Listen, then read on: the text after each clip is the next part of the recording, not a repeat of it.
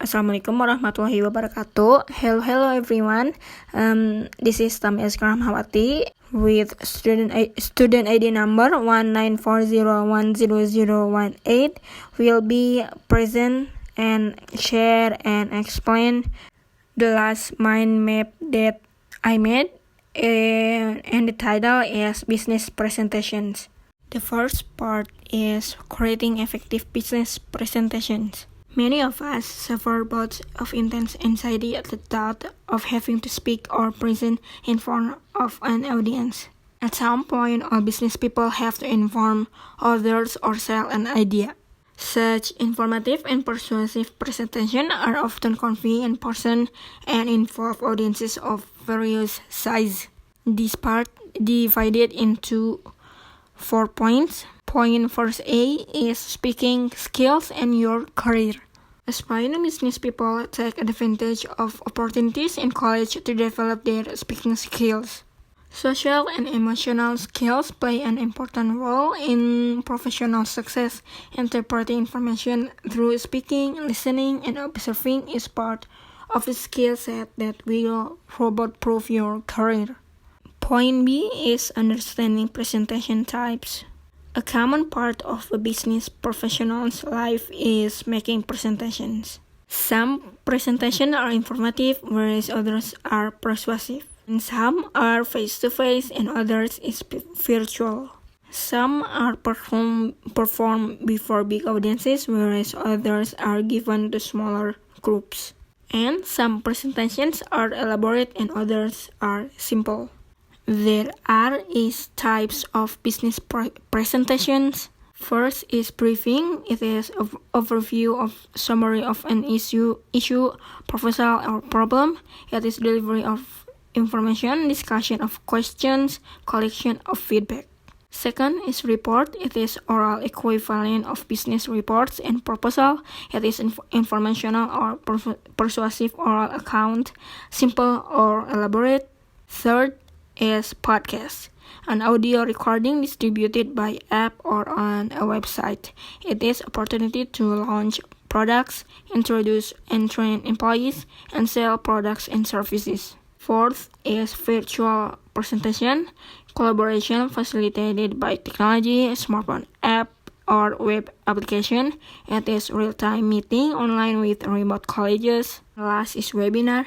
It is web-based presentation, lecture, workshop, or seminar. It is digital transmission with or without video to train employees, interact with customers, or promote products. C is knowing your purpose. The most important part of your preparation is deciding what you want to accomplish. Whether your goal is to pursue or to inform, you must have a clear idea of where you are going. D is knowing your audience. As in any type of communication, a second key element in preparation is analyzing your audience, anticipating the reaction of audience members, and adjusting to their needs if necessary. Whatever type of audience you will face, remember to plan your presentation so that it focuses on audience benefits. Analyze the following questions to determine your organizational pattern, delivery style, and supporting material, such as how will this topic appeal to this audience? How can I relate this information to my listeners' needs? How can I earn respect so that they accept my message? What would be most effective in making my point? Facts, statistics, personal experiences, expert opinion, humor, cartoons, graphic illustrations, demonstrations, case histories, or analogies. And the last is what measures must I take to ensure that this audience remembers my main points. Second part is talking about organizing presentations to connect with audiences. After determining your purpose and analyzing the audience, you are ready to collect information and organize it logically. Good organization and intentional repetition are the two most powerful tools in ensuring audience comprehension and retention. In other words, repeat your main points in the introduction, body, and conclusion of your presentation. Although it is redundant, this strategy is necessary in oral presentations. This part divided into 4 points. The first point is getting off to a good start in the introduction. Avoid such banalities by striving to accomplish 3 goals in introduction to your presentations, such as capture listeners' attention and get them involved, identify yourself, establish your credibility, and the last is preview your main points. If you are able to appeal to listeners and involve them in your presentation right from the start, you are more likely to hold their attention until the finish. To establish your credibility, you need to describe your position, knowledge, or experience, whatever qualifies you to speak. These are the gaining and keeping audience attention, such as a promise, drama, eye contact, movement, questions, demonstration, samples or props, visuals, attire, current events or statistics, quote, and last is self-interest. Point B is organizing the body of the presentation. The most effective of oral presentation focus on a few central ideas. The following methods, which review and amplify, provide many possible strategies and examples to help you organize a presentation, such as chronology, geography or space, topic or function or conventional grouping, comparison or contrast, pros or cons, journalistic pattern, value or size, importance, problem or solution, simple or complex, and last is best case or worst case. C is summarizing in the conclusion. Nervous speakers often rush to wrap up their presentation because they cannot wait to flee the stage. However, listeners will remember the conclusion more than any other part of a talk or speech. That is why you should spend some time to make it as effective as you can, and strive to achieve 3 goals, such as summarize the main themes of the presentation, leave the audience with a specific and memorable takeaway, and the last is include a statement that allows you to exit the podium gracefully. The last point is establishing audience rapport, and this means they establish a connection with the audience, creating a harmonious relationship in which people feel they have something in common. So for that we have effective imagery, and to engaging the audience with effective imagery we have metaphor. This is comparison between the similar things without the words like or as. Second is analogy. This is comparison of similar traits between the similar things. Third is personalized statistics. This is statistics that affect the audience. Fourth is worst or best case scenario. This is the worst or best that could happen. Fifth is personal anecdote. This is a personal story. And the last is similar. It is comparison that includes the words like or as. And next we have verbal signposts. They keep listeners on track by including helpful previewing, summarizing, and transitions. Next is nonverbal message. The following suggestions focus on nonverbal tips to ensure that your verbal message resonates with your audience, such as look terrific, animate your body, punctuate your words, get up from behind the podium, and the last is for your facial expression. Next part is understanding contemporary visual aids. To get them interested and engaged, include effective visual aids. Why? The developmental biologist John Medina tells us that vision is probably the best single tool we have for learning anything, and urges readers to toss your PowerPoint presentation because they can be text-heavy and thus inefficient by design. And good visual aids serve many purposes. They emphasize and clarify main points, thus improving comprehension and retention. They increase audience's interest, and they make the presenter appear more professional, better prepared, and more persuasive. And good visuals also serve to jog the memory of a speaker, thus improving self-confidence, poise, and delivery. this part divided into 2 points. The first point is types of visual aids. Speakers have many forms of media at their fingertips if they wish to enhance their presentation. In the first one, we have multimedia slides. With today's excellent presentation of software such as Microsoft PowerPoint, Apple Keynote, Google Slides, and Adobe Presenter, you can create or enhance dynamic, colorful presentation with your desktop, laptop, tablet, or smartphone. Second, we have handouts. You can enrich and complement your presentation by distributing pictures, outlines, brochures, articles, charts, summaries, or other supplements. And the last is we have Zoom presentations. Next is talking about moving beyond PowerPoint bullets. Slideshows created using PowerPoint in particular are a staple of business presentations. However, overuse or misuse may be the downside of the ever-present PowerPoint slideshow. The next part is talking about preparing engaging multimedia presentations. Some presenters prefer to create their visuals first and then develop the narrative around them. Others prepare their content first and then create the visual component. And the risk associated with the first approach is that you may be tempted to spend too much time making your visuals look good and not enough time preparing your content. And it is divided into 4 points. The first point is analyzing the situation and purpose. Making the best design choices for your presentation depends greatly on your analysis of the situation and the purpose of your slideshow, such as will your slides be used during a live presentation, will they be a part of a self-running presentation such as in a store kiosk, or will they be saved on a cloud server so that users can watch the presentation online at their convenience, or will your presentation mainly run on smartphones or tablets. If you are emailing the presentation or posting it online as a self-contained file or slide deck, it should feature more text than one that you would deliver orally.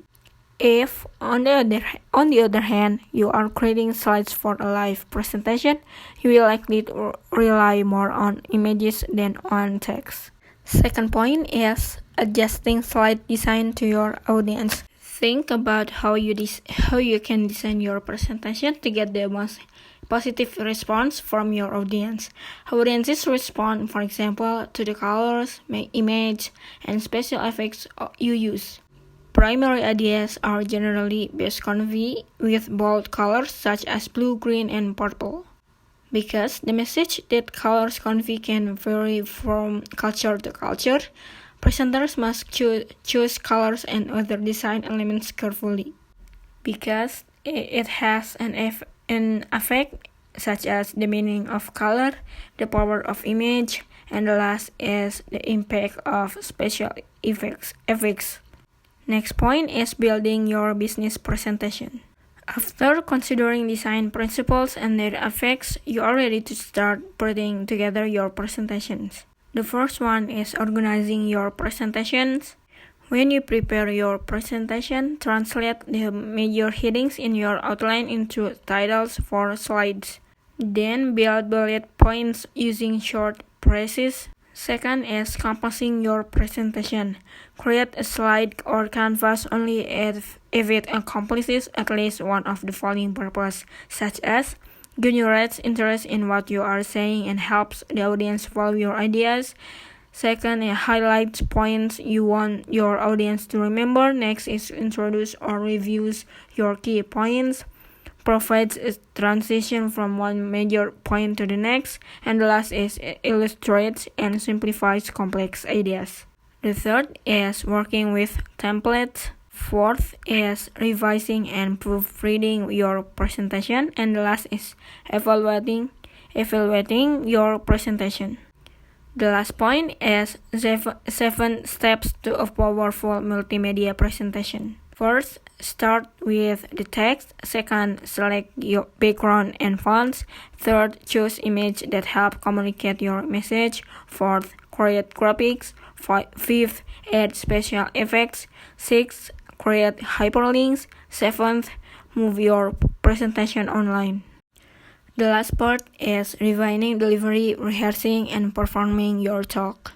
Once you have organized your presentation and prepared visuals, you are ready to practice delivering it. And this part divided into 5 points. The first point is choosing a delivery method. And experienced speakers often hold on to myths about public speaking. They may believe that they must memorize an entire presentation or read from a manuscript to be successful. Let's debunk the myths and focus on effective delivery techniques. The first one is avoid memorizing your presentations. Don't read from your notes. Deliver your presentation extemporaneously. Extemporaneous is delivery means speaking freely, generally without notes, after preparing and rehearsing. And impromptu is speaking describes improvised and rehearsed, spontaneous spur of the moment delivery.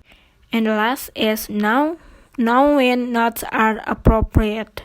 Point B is combating stage fright. Even pros experience some stage fright when performing before an audience, and for that, being afraid is quite natural and results from actual psychological changes occurring in your body.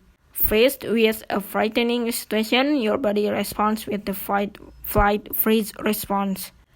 This cycle reflex provides your body with increased energy to deal with threatening situations.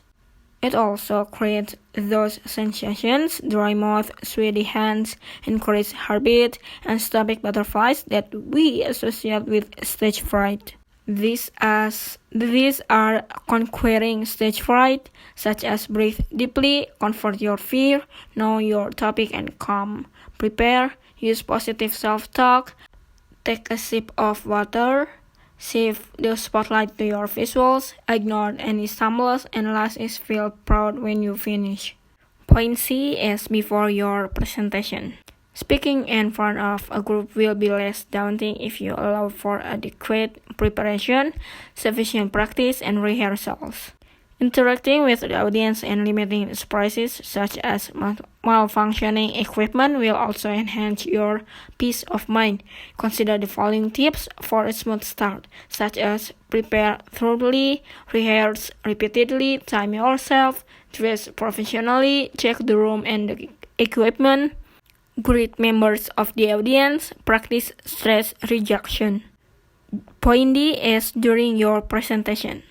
To stay in control during your talk, build credibility and engage your audience, follow these time-tested guidelines for effective speaking, such as start with a pause and present your first sentence from memory, maintain eye contact, control your voice and vocabulary, show enthusiasm, skip the apologize, slow down and know when to pause, move naturally, control visual aids with clickers, pointers, and blank screens, avoid digressions, and the last is summarize your main points and drive home your message. The last point is after your presentation. As you are concluding your presentation, handle questions and answer competently, and provide handouts if appropriate. Try the following techniques. The first one is distribute handouts, encourage question but keep control. Next is repeat question, reinforce your main points, avoid yes but answers, and the last is end with a summary and appreciation. And that's all from me. I hope that you can find something useful from this mind map and explanation. Thank you for your attention. Wassalamualaikum warahmatullahi wabarakatuh.